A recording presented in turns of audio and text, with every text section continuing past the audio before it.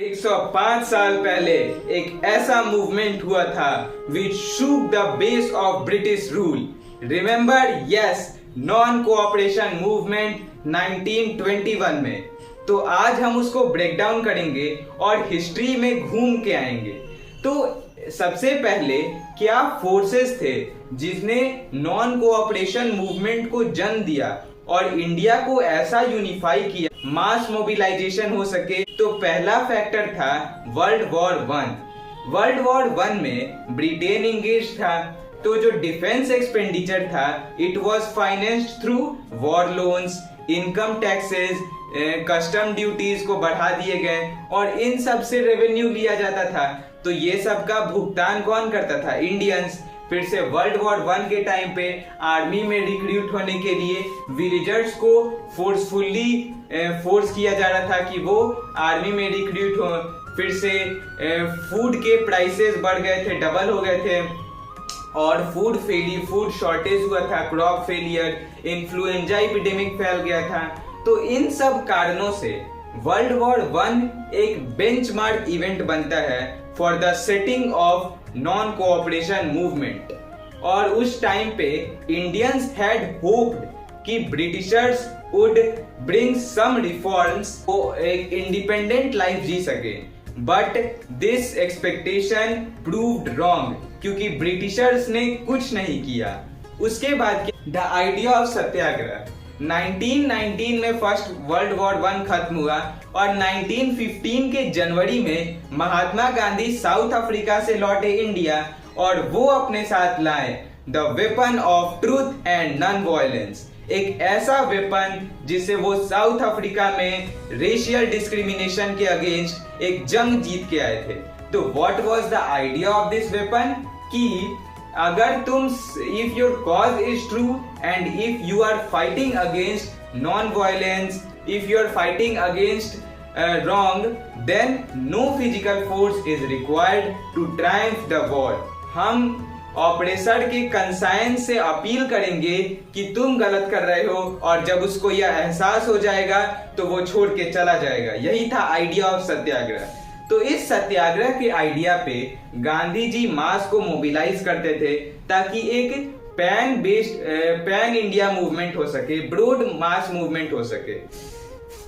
तो जब गांधी जी आए तो सत्याग्रह के इस पायस आइडिया पे उन्होंने चंपारण में 1917 में स्ट्राइक करवाया, जहां पे peasants were forced to grow indigo on their soil. और एक बार इंडिगो ग्रो हो गया तो और अदर क्रॉप नहीं ग्रो सकते थे।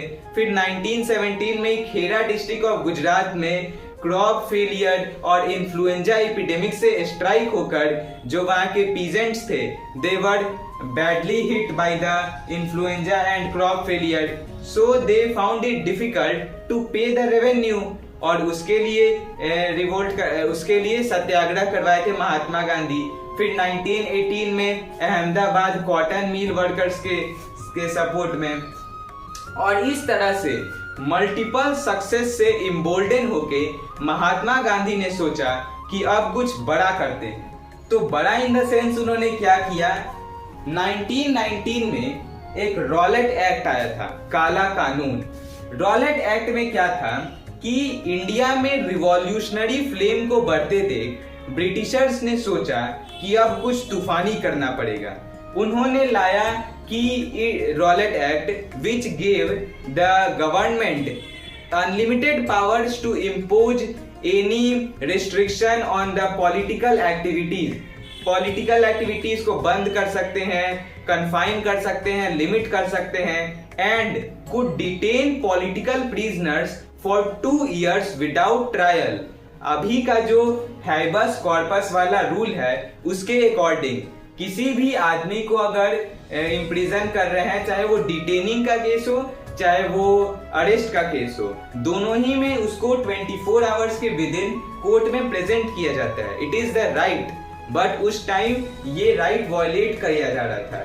तो इसके अगेंस्ट भी महात्मा गांधी ने एक नॉर्मल सा सिविल डिसोबीडियंस मूवमेंट लॉन्च किया, but he had to call off this movement because this movement took a violent form. Then Mahatma Gandhi को लगा कि जब तक हिंदूज और मुस्लिम्स यूनाइट नहीं हो सकते तब तक कोई ब्रॉड मास मूवमेंट नहीं हो सकता। तो he saw the best opportunity in खिलाफत आइडिया।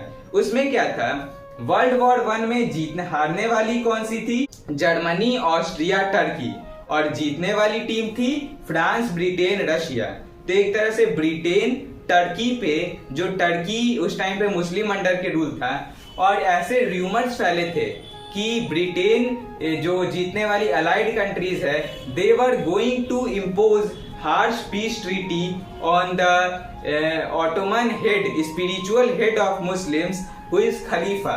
तो इसके कारण मुस्लिम्स के सेंटिमेंट्स हर्ट हुए एंड दे थॉट कि चलो अब कुछ हिंदू मुस्लिम मिलके ब्रिटिश के नाक में दम करते हैं। तो उसके रिस्पॉन्स में 1919 में खिलाफत कमेटी बनता है, formed by 2 brothers Mohammad Ali और Shaukat Ali, and they were discussing with Mahatma Gandhi कि कैसे एक पूरे इंडिया को इन्वॉल्व करने वाला मूवमेंट चलाया जा सके।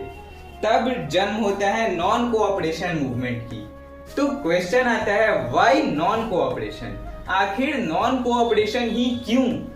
तो महात्मा गांधी ने अपने बुक हिंद स्वराज में एक आइडिया प्रस्तुत किया कि British rule is only in India because, या British rule thrives in India because only of the cooperation of Indians. If Indians would remove their cooperation, British rule would collapse. तो इस cooperation को हटाने के लिए नॉन कोऑपरेशन मूवमेंट का proposal 1920 में Calcutta session में रखा गया सितंबर में, बट वहां पे some Congress leaders were reluctant because they were reluctant to boycott the council elections. अभी उनको मौका मिला था कि जो इलेक्टेड बॉडी है उसमें वो इन्वॉल्व हो सके, बट महात्मा गांधी बोल रहे थे कि अब सब कुछ बायकॉट कर देना है, तो दे वर रिलक्टेंट। बट फाइनली 1920 के नागपुर सेशन में नॉन कोऑपरेशन मूवमेंट का ड्राफ्ट फाइनली एक्सेप्ट हो गया और बोला गया कि 1921 में यह हम शुरू कर देंगे। तो जनवरी 1921 में नॉन कोऑपरेशन मूवमेंट कैसे शुरू होगा? तो इसका भी एक स्ट्रेटेजी बनाया गया कि it would unfold in stages.